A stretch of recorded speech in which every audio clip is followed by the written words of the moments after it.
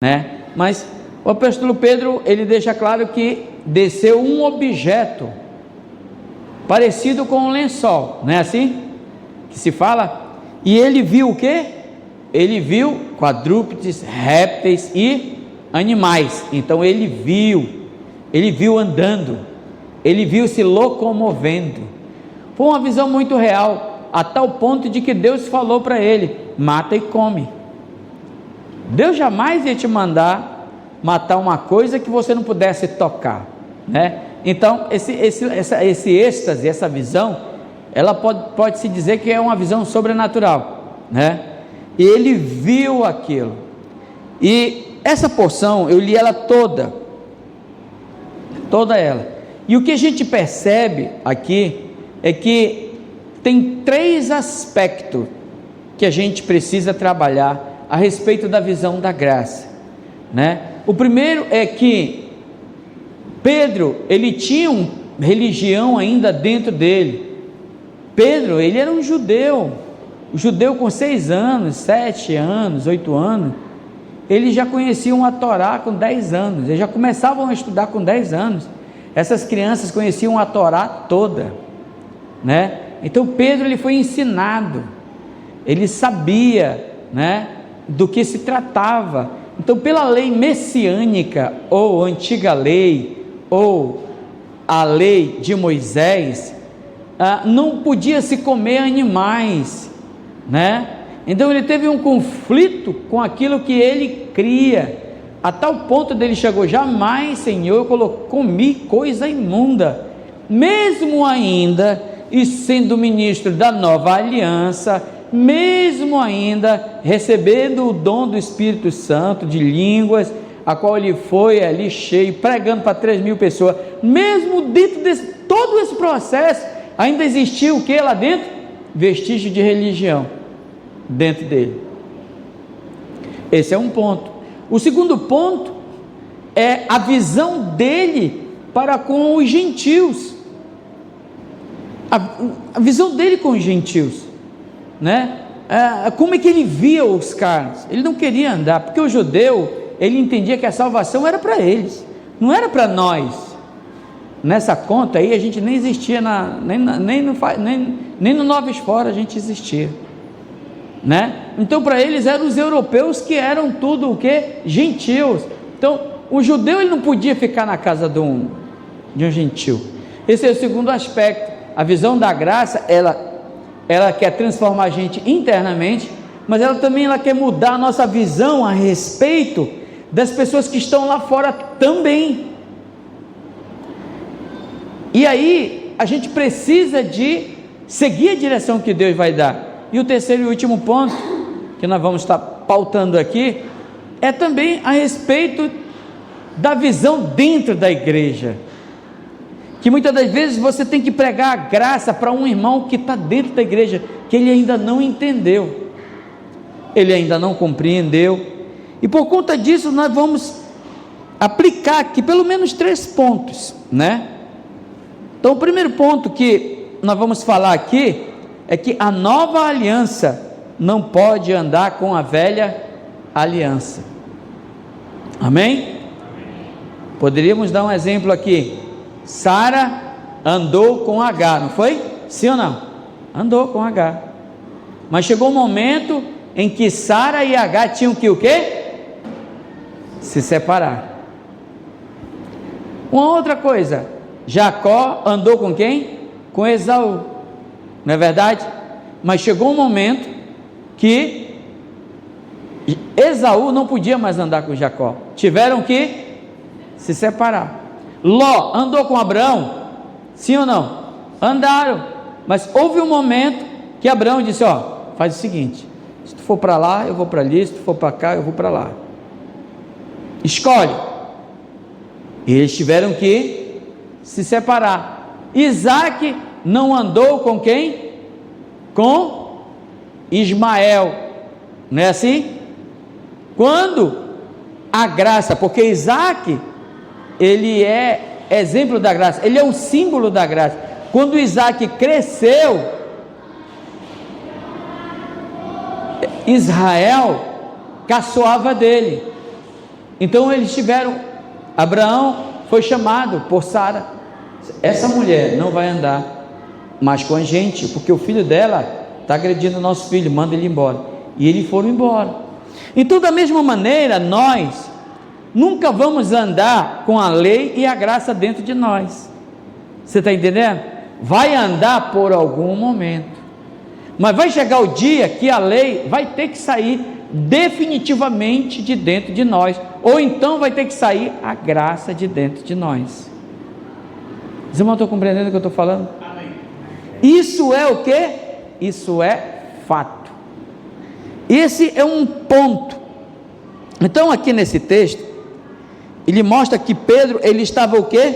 Preocupado em agradar a Deus com obediência aos ritos e sacrifícios de outrora. Ele responde para o Senhor: jamais eu comi coisa imunda, né? Ele fala isso baseado no que ele tinha de intelecto, de entendimento. Mas o que Deus queria fazer com ele? Arrancar a antiga aliança. O Senhor falou assim para ele: ô Pedro, aquilo que o Senhor purificou, não chames, não consideres imundo. Então, por que ele estava considerando imundo? Porque o olhar dele estava de olho onde? Na lei. Ele estava lembrando de Moisés. E olha, eu vou falar uma coisa para vocês: se teve um cara que passou pelo crivo de arrancar a lei, foi Pedro. Porque, na certa vez, Jesus estava com 3 discípulos que mais eram próximos. Pedro era um deles. Era Pedro, João e Tiago. A Bíblia diz que o Senhor, ele fez o quê? Ele se transformou, né? Ele transfigurou. E Pedro olhou para ele e nunca tinha visto Jesus daquele jeito de glória. E aí o céu se abriu. Aí o que apareceu? Elias e Moisés, porque Elias representa os profetas e Moisés representa a lei.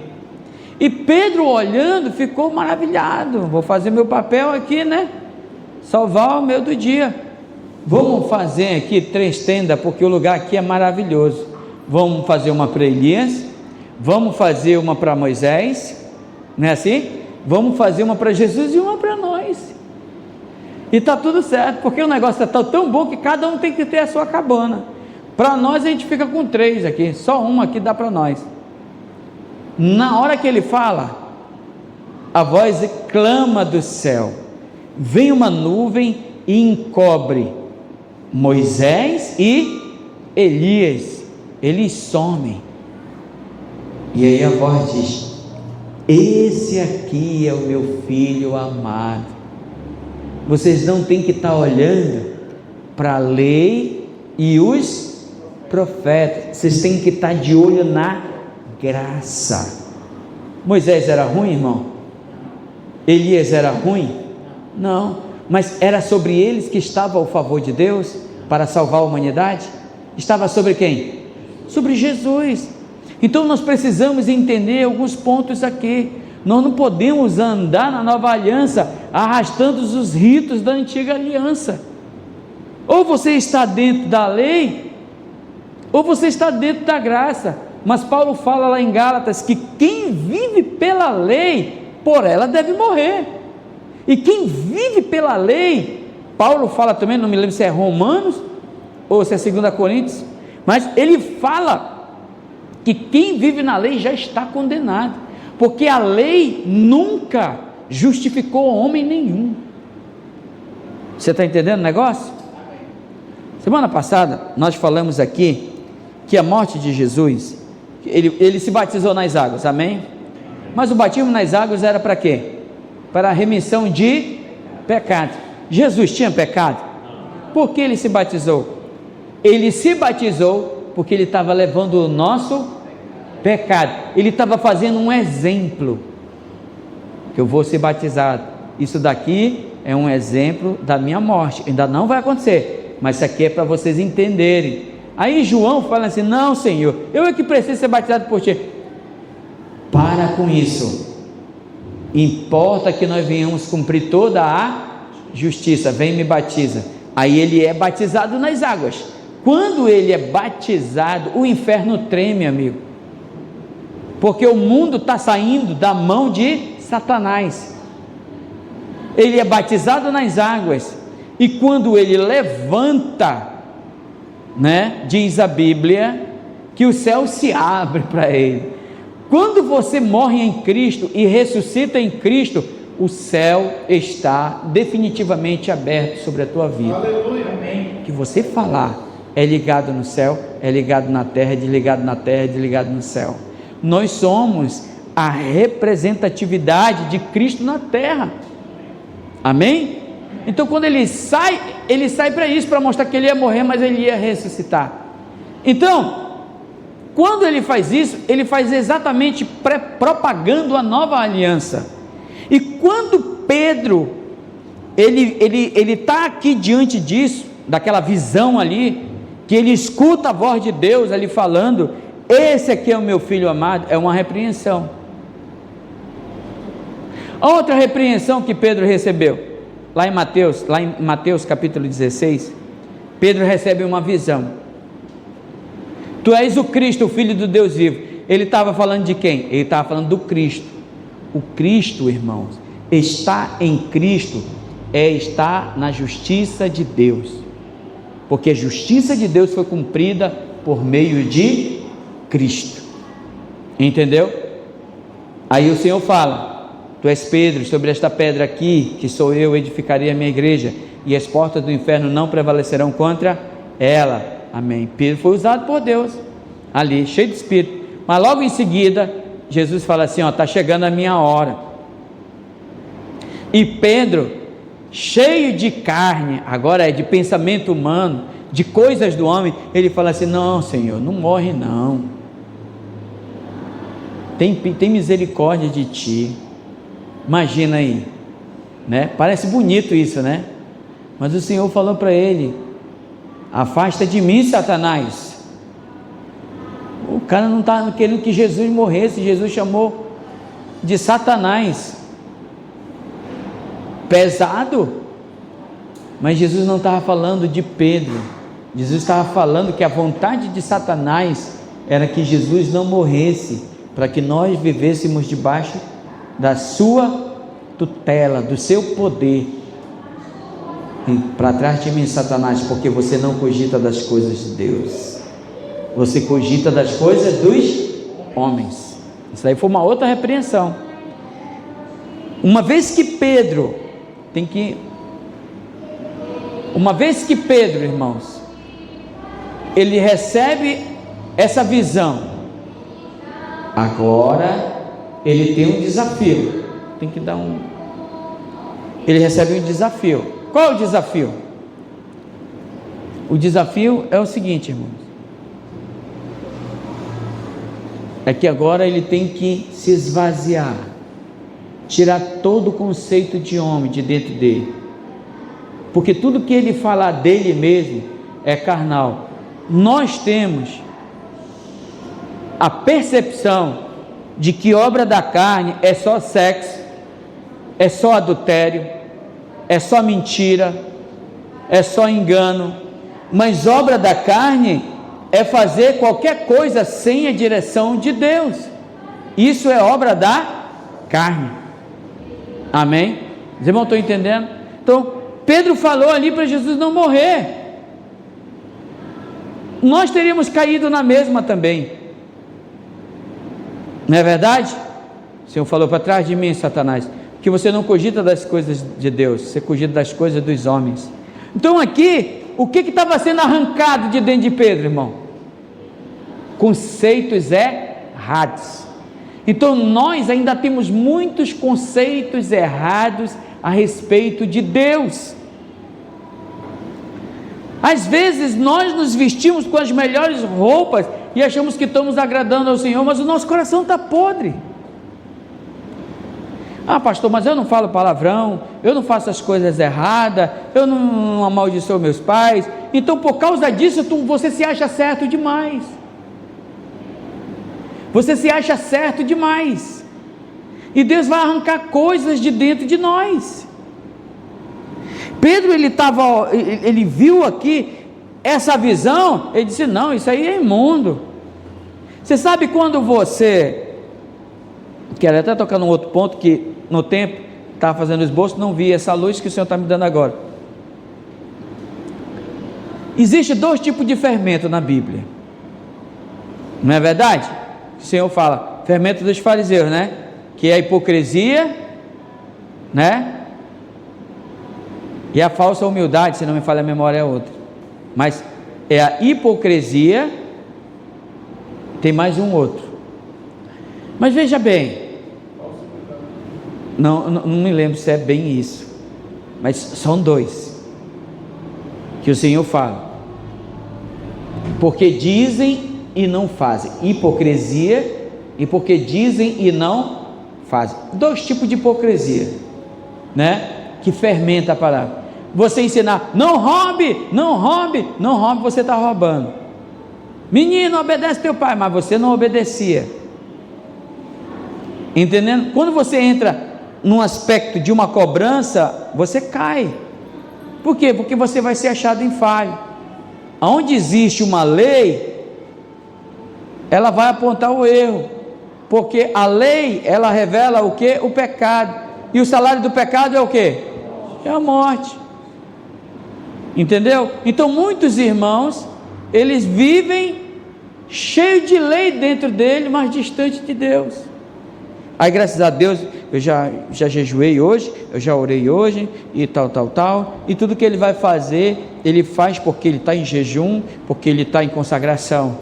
Já viram esse tipo de crente? Nada de errado, nada de errado, está entendendo? Nada de errado, mas o dia que ele não jejua, ele não quer pregar a palavra. Por quê? Porque ele diz que ele está o quê? Preparado. Não, pastor, eu não vou pregar hoje porque hoje eu não estou preparado. Era isso que eu ia falar. Vamos cantar, irmão? Não vou cantar porque eu não jejuei, não me preparei essa semana. É por isso que você vai, mas da semana que vem eu vou me preparar. Eu vou me preparar para eu poder pregar. Aí na outra semana, essa obra que ele está fazendo, ela é do Espírito ou ela é da carne? Ela é da carne, porque ela não depende de Deus. Ele está olhando para ele mesmo e está anulando a graça de Deus na vida dele. Porque quem prepara ele é ele mesmo? Ou é a graça de Deus que superabunda na vida dele? Isso me lembra o pastor Aloysio, né, falando com a esposa dele, com a pastora Márcia, né? A Aloysio hoje foi pela graça, preguei pela graça, e ele disse: e as outras vezes não foi pela graça? Se as outras vezes não foi pela graça, nunca deveria ser pregado nada. Eu estou aqui pregando hoje, por quê? Porque eu sou sabichão?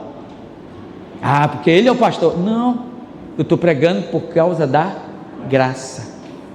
A graça de Deus, ela me dá autoridade, ela me dá a vida que eu preciso para levar a palavra de Deus a outros.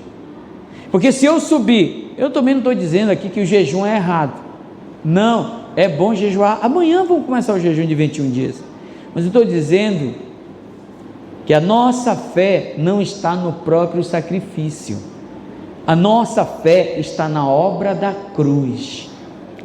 Lá foi tudo consumado. Então quando eu olho para o irmão que está na minha frente, que errou, e o Senhor diz: eu vou usar ele, eu vou dizer: esse daí não, Senhor, não está preparado. Você está entendendo? Por que eu falei que o Senhor ia falar conosco hoje? Não vou chamar aquele irmão ali porque eu acho que ele não está preparado.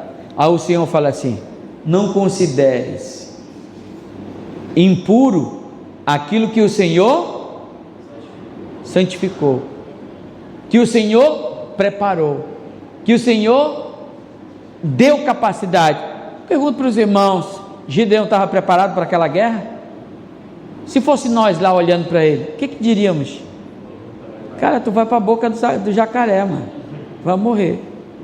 Era ou não era isso que a gente ia falar? Por quê? Porque o nosso olhar a respeito da graça de Deus ainda é raso, ainda é muito pequeno.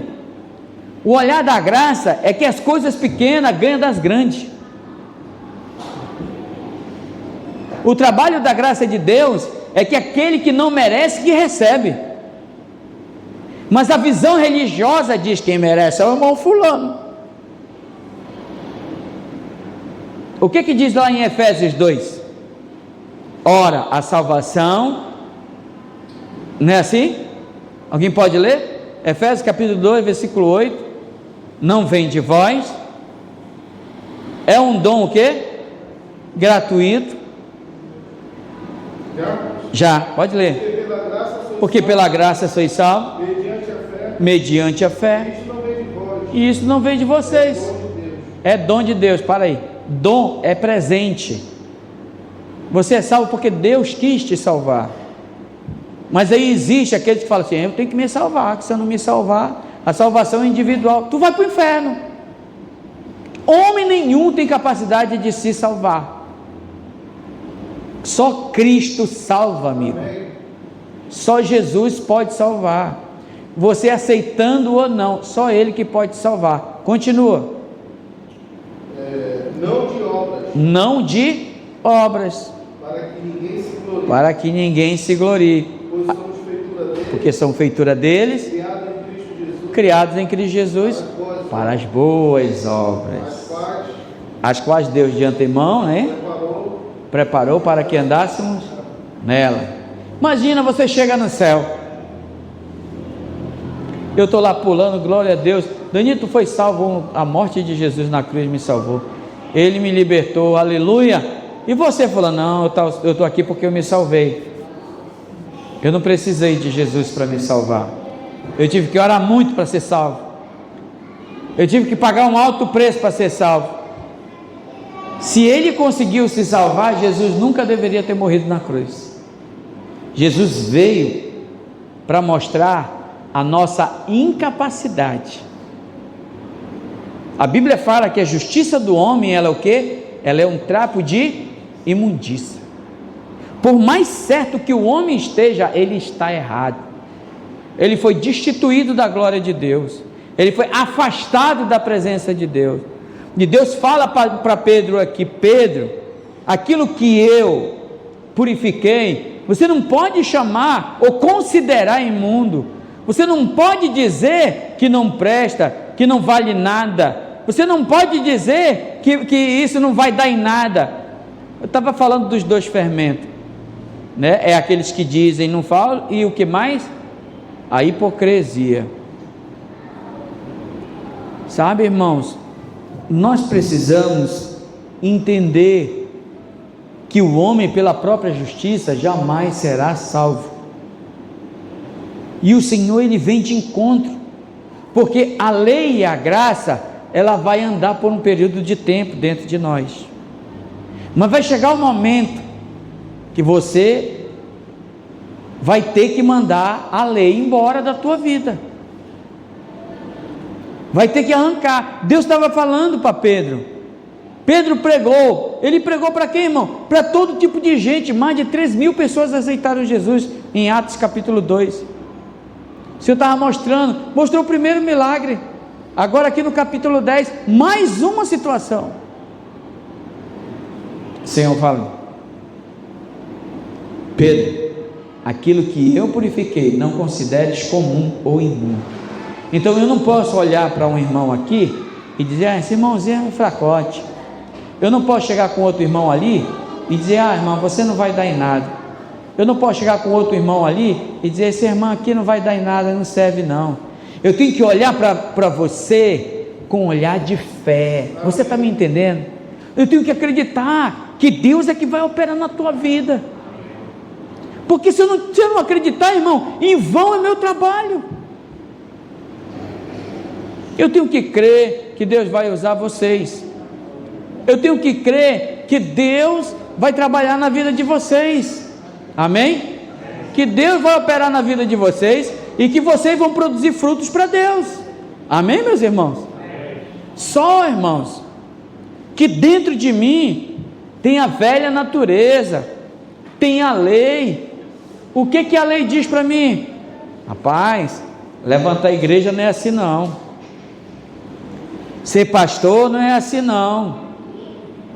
Tem um monte de pastores aí falando um monte de coisa, mas o que eu preciso fazer? Crer. O que Gideão precisou para vencer a guerra? Crer.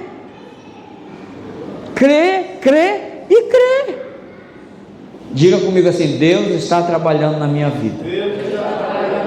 Amém, irmãos? Segundo ponto que eu quero botar aqui nessa palavra é o seguinte. Aleluia.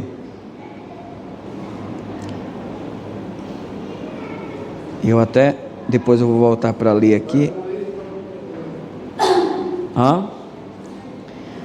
Vai com ele não duvidando. Depois que Pedro teve,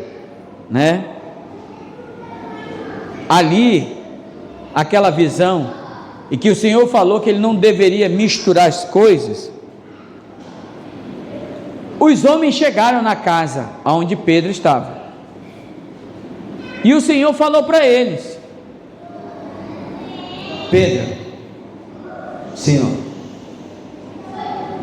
vai com eles não duvidando. Quando Deus, olhe bem para cá, porque eu vou falar que às vezes Deus fala coisa no nosso coração que a gente não faz porque a gente duvida. Deus fala de coisas para nós que a gente não faz porque a gente duvida. A gente duvida do poder de Deus, a gente duvida do amor de Deus, a gente duvida que o Senhor pode curar, a gente duvida que o Senhor, irmão, hoje nós estamos num prédio abençoado, amém? Mas acredito que eu vou falar, tinha irmão que não cria nisso. Mas vai ser muito caro, mas não vai dar, mas e não sei o que. Vamos entrar, vamos pisar ali. Não duvida do que Deus está fazendo. Nesse segundo ponto, nós vamos ver aqui dois aspectos que o Senhor tratou, tanto na vida de Pedro, como na vida de Cornélio. Pedro, então, ele se levanta e vai lá com um moço, e o moço fala: olha, começa a dar o parecer, o meu patrão é o Cornélio. O Cornélio, ele é um homem que ele dá esmola a Deus. O Cornélio, ele tem o testemunho do povo. O Cornélio, ele é um cara que todos os dias ele ajuda os pobres. Aí Pedro começou a ouvir: baseado nisso, eu estou vendo um bom testemunho, eu posso ir. Ele estava andando porque ele estava ouvindo, e isso é andar por vista. Mas o Senhor falou para ele: não duvida, vai, não duvidando, mas vai. Quando Pedro chega na casa de Cornélio e vê todo mundo ali reunido, o Cornélio teve uma visão. Ele estava servindo a Deus na velha aliança. Aqui tem um negócio para a gente aprender e discernir. Sabe, irmãos, nós temos a tendência de menosprezar aqueles que não andam na graça. Mas acredite, Deus ainda fala com eles na velha aliança. Do mesmo jeito, Deus fala. Porque se você for observar, Cornélio, ele estava oferecendo holocausto, ele estava fazendo tudo o que tinha que ser feito, dando as suas esmolas, ele estava fazendo, e ele estava convencido de que ele estava caminhando o caminho certo, mas apareceu um anjo para ele: olha, já que tu quer uma ajuda, já que tu quer enxergar, eu vou mandar um outro cego te ajudar. É hilário isso, porque Pedro também estava sendo acorrentado pela religião, dois religiosos, o Senhor quebrando o conceito dos dois. Vai lá na casa tal, tem lá um homem chamado de Pedro, Simão Pedro, ele está lá, ele vai esperar. Então, meus servos foram lá, chamou vocês e vocês estão aqui. Aí Pedro fala o que, irmãos? Realmente, verdadeiramente, agora eu estou convencido de que Deus não faz o quê? Acepção de pessoas. Então, vou falar de Jesus para vocês. Ele começa a falar, Jesus, um varão poderoso em palavras. Jesus, ele curava os enfermos. Jesus, ele fazia isso, aquilo, outro. Quando Pedro fala que Jesus havia morrido e ressuscitado, o Espírito Santo caiu sobre eles. E todos naquela casa ficaram cheios do Espírito Santo. E os judaizantes que foram com Pedro ficaram de queixo caído. Porque a graça, ela é maior do que a lei, irmão. Entendeu? A graça é como se a lei é como se fosse um palito de fósforo. A graça é um vulcão em erupção. Todos ficaram cheios do Espírito Santo e todos passaram a orar em outras línguas. Mas eles falou de quê? Ele falou da morte e da ressurreição. A morte e a ressurreição, quando você fala que Jesus morreu na cruz para salvar o homem, para perdoar definitivamente o homem, o Espírito Santo desce naquele lugar, lhe convence as pessoas. Entendeu? Estou falando? Qual é o maior argumento do diabo contra uma pessoa que quer aceitar Jesus? Né? Não adianta tu ir para a igreja, depois tu começa, aí tu faz tudo errado de novo, não adianta nada, e aí você nunca vai para a presença de Deus. Por quê? Porque você está com esse gatilho do diabo na sua cabeça. Não adianta ir para a igreja, eu vou errar, vou voltar a beber de novo, vou voltar a fumar, eu vou aquilo, não adianta. Se é para me estar para a igreja, e tem aquele discurso que é bonito, né? Olha, se for para a igreja, né? Se for para mim para a igreja, eu prefiro ir, né? Mas não quero ir que nem aquele dali. Aquele dali foi, ó, já está bebendo de novo. Aquele dali, ó, aquele dali é só. Mas a palavra de Deus diz que o Senhor nos transforma de glória em glória. Sabe quem é o sábio? É aquele que vai até a presença do Senhor, é aquele que erra e se arrepende e continua caminhando. Ele continua a caminhar os passos, ele não para, ele continua a seguir, ele vai adiante, ele crê que já foi perdoado. Nós precisamos crer que nós já fomos perdoados, que não há mais condenação. Romanos 8 é claro, diz o que? Claramente, agora pois, já nenhuma condenação há para aqueles que estão em Cristo Jesus, porque a lei do Espírito da vida em Cristo Jesus te libertou do que, irmão? Da lei do pecado e da morte. Amém? Olha aqui o que diz aqui Hebreus 8:12. Pois para com as suas iniquidades eu usarei de quê? De misericórdia, e dos seus pecados jamais me lembrarei. Mas tem um crente que ele fala, olha, Deus está vendo o teu pecado. Tu não tem crente assim? Tem pessoas que usam um púlpito e dizem, Deus está me revelando aqui que tem muita gente em pecado, ou o mundo já é do maligno. Mas quem está em Cristo é nova criatura. Quem está em Cristo, de inimigo, se tornou filho amado de Deus. Não há mais pecado sobre a vida dele, porque Jesus diz, eu paguei o que ele estava devendo. Você está cobrando o quê? Se eu vou lá na taberna, pago a sua conta, o taberneiro tem direito de lhe cobrar a conta de novo? Não, mas ele só vai cobrar se você não souber que eu paguei. E ele vai fazer de tudo para que você não saiba que eu paguei. E aí vai me pagar a conta. Essa é a parábola, né? Daquele homem que tinha uma dívida com o rei. E o rei disse, eu te perdoo a dívida. Ô rei, muito obrigado. Mas tinha alguém que estava devendo ele também. Ele recebeu o perdão, mas ele não quis dar o perdão também para o outro que devia a ele. O Senhor lançou esse. Irmãos, a graça que nós recebemos, nós devemos dar aos outros. A graça que nós recebemos, nós precisamos dar aos outros. Se você encontrar um irmão que está fraco, você diga: irmão, os seus pecados já foram perdoados, vamos para o culto, vamos louvar o Senhor. Creia, é a tua herança, é o que Deus deu para você.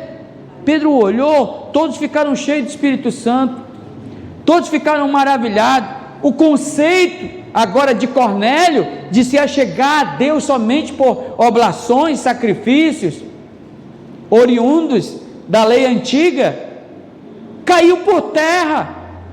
Agora ele entendeu que há poder no sangue de Jesus. Agora ele entendeu que seus pecados foram perdoados. Pedro, olhando, achando que só os judeus poderiam receber a glória de Deus, entendeu que a graça de Deus é para todos, aquele que crê. Os dois foram quebrados ali, pelo conceito da graça, do Espírito de Deus. O Espírito Santo falou fortemente ali com Pedro, e Pedro ali, ele se viu maravilhado. Ele ouviu os testemunhos de tudo o que Cornélio houvera feito, mas agora, irmão, ele estava vendo o Espírito Santo descer sobre Jesus, sobre aqueles irmãos que estavam ali, sem oblações, sem sacrifícios, sem serem judeus. O Senhor esmiuçou o coração de Pedro e o coração de Cornélio. Agora eles estavam crendo, porque eles estavam vendo, amém? Estavam enxergando. Quando nós formos na casa de alguém para pregar o Evangelho, para abrir uma célula, para abrir uma casa de paz, para abrir uma aliança de milagre, nós precisamos de orar para pedir de Deus que nós venhamos ter a visão certa, que a gente venha enxergar aquela casa da maneira correta, porque quando a gente chega duvidando, a gente lembra do que Deus falou: Pedro, vai, mas vai não duvidando, vai, o que tu tem a perder? Vai na casa daquele cachaceiro, vai na casa daquela mulher que já teve 3 maridos, 4 maridos, vai pregar para aquele cara que já tentou se matar, vai, eu não sei o que eu vou falar, vai, está sentindo no coração, vai lá e fala, Deus vai te usar, Ele vai te dar a oração certa, Ele vai te dar a palavra certa, Ele vai te dar aquilo que é correto para que você venha falar.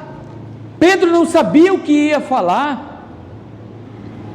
Cornélio não sabia o que ia ouvir, ninguém sabia de nada, mas o importante é que todos estavam na dança da graça, eles estavam entrando no sentimento, no propósito de Deus ali, no que Deus estava promovendo ali. Todos eles iriam ficar surpresos, e todos os judeus que estavam com Pedro começaram a orar em outras línguas. O Cornélio começou a orar em outra língua, os empregados de Cornélio, os vizinhos: não, você não vai agora, você vai ficar aqui com a gente, você vai ficar aqui com a gente já tem que ouvir mais disso. Esse aqui é um ponto, né, que a gente tem que observar. Então nós precisamos crer, né, que quando Deus falar algo com você, vá e não duvide do que Deus vai fazer, amém? Terceiro ponto: não temer pregar a graça aos próprios crentes. Foi o terceiro aspecto que Pedro passou, porque Pedro, ele teve um conflito interno a respeito de pregar para os gentios. Pedro, né, ele também teve um conflito de estar lá, interno, né? Ele teve um conflito em habitar, em estar pessoalmente com os gentios. Foi o segundo conflito dele. E o terceiro e último, ele voltou para prestar relatório, porque os judaizantes da igreja em Jerusalém já estavam querendo a cabeça de Pedro. Irmãos, os judaizantes eram os próprios crentes da igreja que Tiago liderava.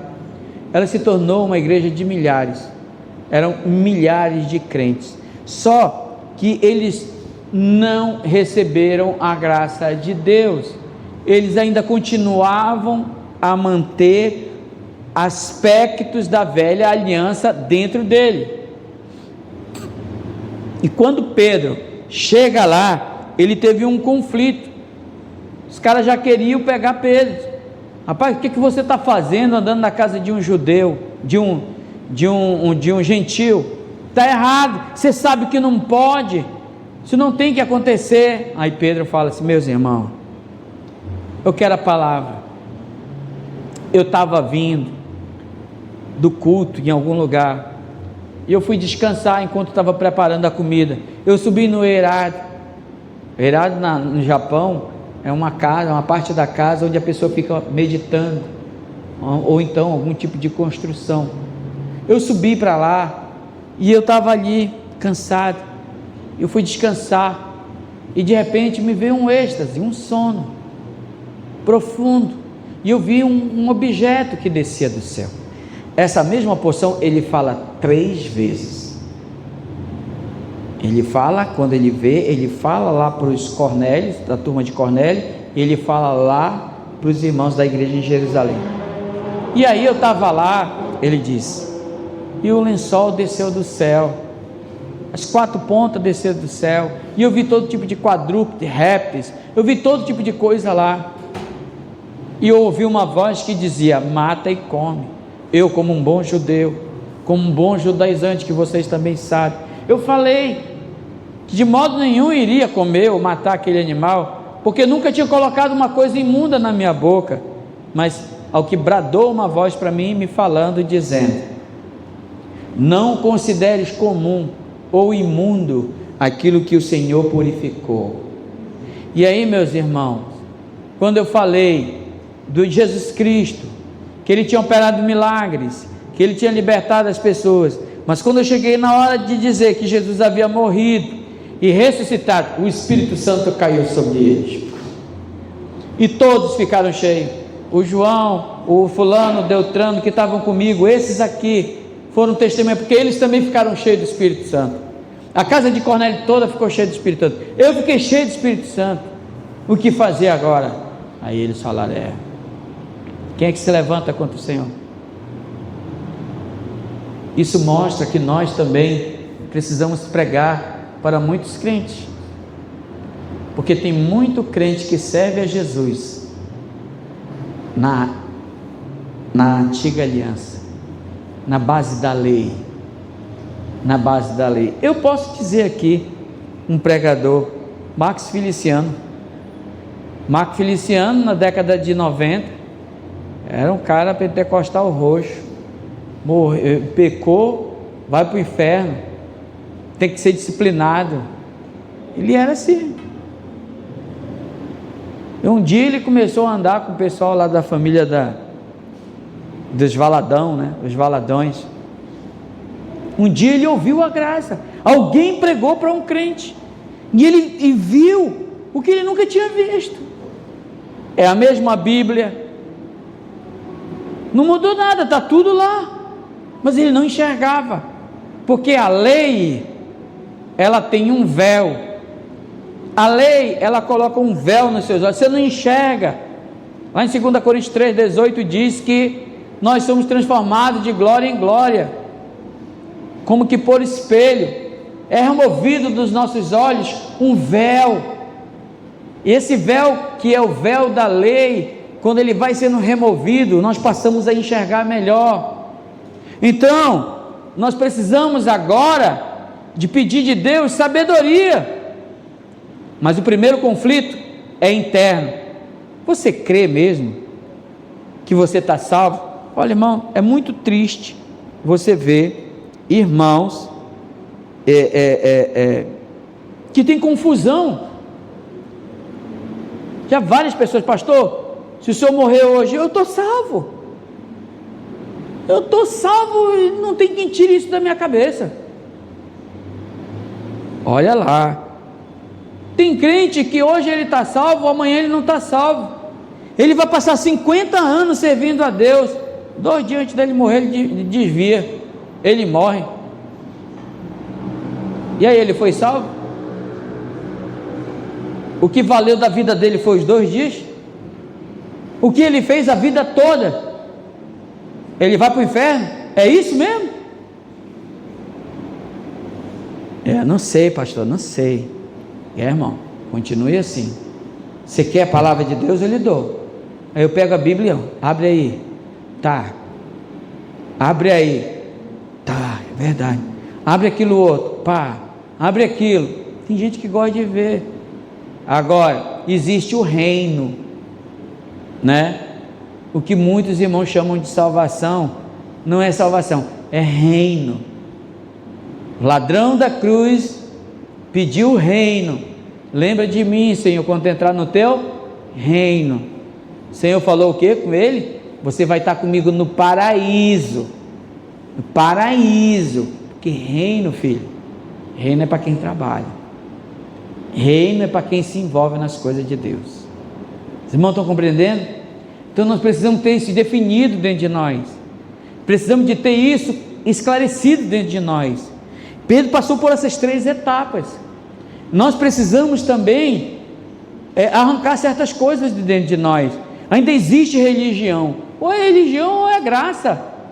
Mas existe muita religião dentro de nós. Você vê pastores que creem na graça. Que ele fala: olha, se você falar mal de um pastor, você está debaixo de maldição.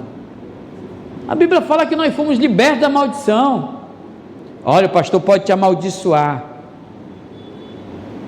Como é que é isso? O Senhor me chamou para abençoar. O Senhor, na hora da morte, ele amaldiçoou ou ele abençoou? Não é, irmão? O pastor, o verdadeiro pastor, Jesus Cristo, na hora da cruz, ele amaldiçoou ou abençoou? Ele abençoou. Ele morreu perdoando.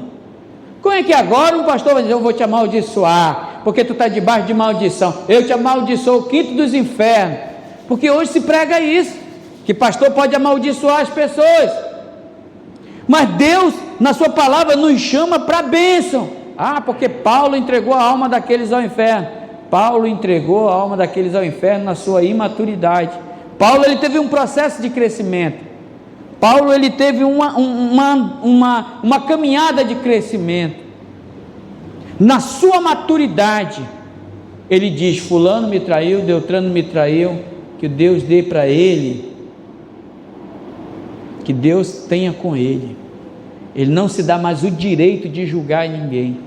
Ele não se dá mais o direito de condenar ninguém, porque Deus pode mudar a vida de qualquer pessoa. Deus pode mudar a história de qualquer pessoa. Nós podemos ver inúmeras situações. Manassés era rei de Israel, serviu o Senhor, se embriagou com os poderes, entregou os filhos aos holocaustos, estava sendo levado para a morte, como um animal no junco aqui, amarrado naquelas estacas. Foi a única maneira que ele olhou para Deus. Ele olhou para o céu, pediu perdão de Deus, na antiga lei, nos tempos antigos. Senhor, tem misericórdia de mim, Senhor, tem misericórdia de mim. Sabe o que o Senhor fez? O Senhor fez ele sair de lá e se levantou rei temente a Deus. Então, irmão, a graça, ela não veio para apontar pecado. A graça, ela veio para apontar a justiça de Deus. E a justiça de Deus é quê? É Cristo. Cristo é a nossa justiça. O diabo faz questão que você olhe para você mesmo. Quando você olha para você, você é achado em falha. Pode ser o melhor homem, pode ser quem for, melhor homem. A sua justiça é como um trapo de imundícia. Mas quando você diz: Cristo é a minha justiça, eu estou aqui porque Cristo me chamou para essa célula, eu estou aqui porque Cristo me chamou para essa igreja, Eu estou aqui porque Cristo me chamou para essa casa de paz. Eu estou aqui porque você me chamou para orar pela essa pessoa. E quem está aqui é uma autoridade representativa de Cristo. Cristo é a minha maior patente. E eu estou aqui representando Cristo, o perdão. Eu estou representando a justiça de Deus. Sou eu, que eu estou em Cristo. Os irmãos compreenderam aí? Então, nesse aspecto, nós podemos entender, né? E eu sei, irmãos, quando eu coloquei esse tema, eu não coloquei a visão da graça como uma visão de trabalho, porque a graça não é uma visão de trabalho, a graça é uma pessoa, a graça é o próprio Evangelho, é a própria libertação. Mas eu coloquei esse tema porque Pedro teve uma visão, ele teve a visão de um lençol, mas na verdade a visão que eu queria falar era que ele enxergou os níveis da graça de Deus ali, amém?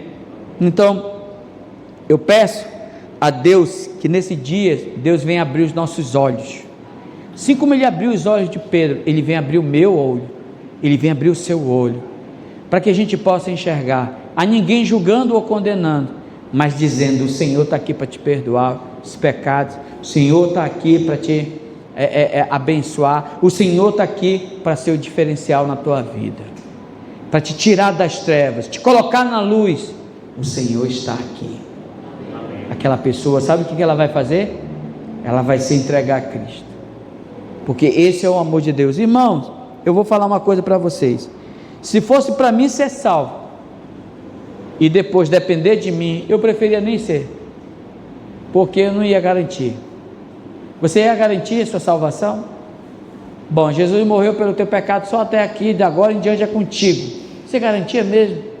Eu não garantia nem 2 minutos. Não tem como.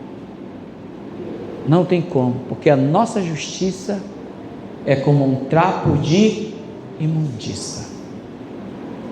Jó, um homem segundo o coração de Deus, foi achado em falha. Jó, um homem íntegro, reto, não é verdade? Foi achado em falta. Oferecia sacrifícios ao Senhor, a gente nem orar direito ora. O homem fazia tudo. Deus botou o olho nele, daqui a pouco ele estava reclamando. Então, entenda, aceite que Cristo é a tua justiça, aceite que Ele é o teu Salvador, aceite que Ele é o teu libertador, aceite isso, e esqueça o resto. A palavra de Deus, 1 Pedro 3,18 diz: pois também Cristo morreu. Diga, vamos ler junto esse versículo? Está aí no boletim que eu passei para vocês, lá no último versículo. Acharam? Acharam aí no boletim? Diz assim a palavra de Deus: pois também, vamos ler junto? 1, 2, 3 e já. Pois também Cristo morreu uma única vez pelos pecados, o justo pelo injusto. Diga comigo: o justo pelos injustos, para conduzir-vos a Deus, morto sim na carne, mas vivificado no Espírito. Essa é a nossa justiça, essa é a minha justiça, e é nisso que eu creio, né? João 29 diz que o Senhor olhou e disse: eis o Cordeiro de Deus que tira o pecado do mundo. Ou você crê nisso, ou você está perdido, porque não há maneira de nós nos salvarmos. Então, se o Espírito de Deus falar com você para chamar alguém para a tua célula, leve. Se o Espírito de Deus te chamar para falar porque aquela pessoa é amada por Deus, fale. não duvidando. Tenha experiências, ore por experiências espirituais, ore para que Deus venha promover isso no teu coração. Nós vamos estar 21 dias de jejum. Eu creio, irmãos, que grandes coisas vão acontecer, e eu creio, e eu oro todos os dias, quando vejo cada irmão, que meu olhar não seja carnal, meu olhar não seja de condenação, meu olhar não seja de absolutamente nada, mas que seja de graça, sobre graça, crendo que é a justiça de Deus. Eu creio que quem convence o homem do pecado é o Espírito de Deus, é o Espírito que vai produzir a verdadeira mudança na vida do homem e de uma mulher. Amém? Vamos ficar de pé nessa noite.